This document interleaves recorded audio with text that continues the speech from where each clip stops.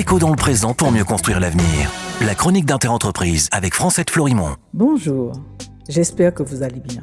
Que de tensions à la COP28 pour l'indispensable financement pour atténuer, adapter, voire dédommager les pays et les populations touchés par les conséquences du changement climatique suite à des actions qui souvent n'est pas de leur fait.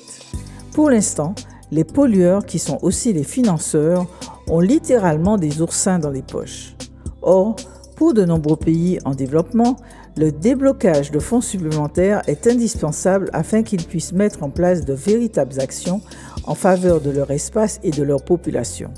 En effet, alors que des vies sont en jeu avec l'élévation du niveau de la mer, comme par exemple aux îles Marshall dans le Pacifique Nord, mais aussi dans la Caraïbe, il n'est proposé à ces îles que quelques subsides pour faire face à ces désastres annoncés.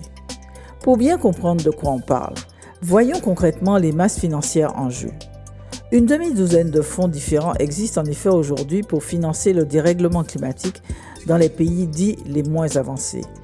Le plus important d'entre eux est le Fonds vert pour le climat géré par l'Organisation des Nations Unies, l'ONU, recapitalisé cette année à hauteur de 13 milliards de dollars, dont 1,7 milliard venus de la France et 3 milliards des États-Unis, une participation américaine qui doit encore être validée par le Congrès états-unien. Quant au fonds dédié à l'adaptation, il peine à trouver des contributeurs.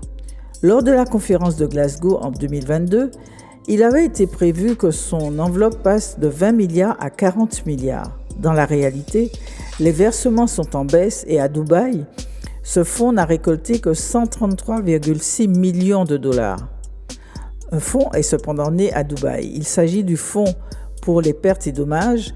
Il est doté de 726 millions de dollars. Parallèlement, les Émirats arabes unis ont annoncé le lancement d'Altera, un fonds doté de 30 milliards de dollars avec l'objectif d'atteindre 250 milliards de dollars après collecte à l'échelle mondiale.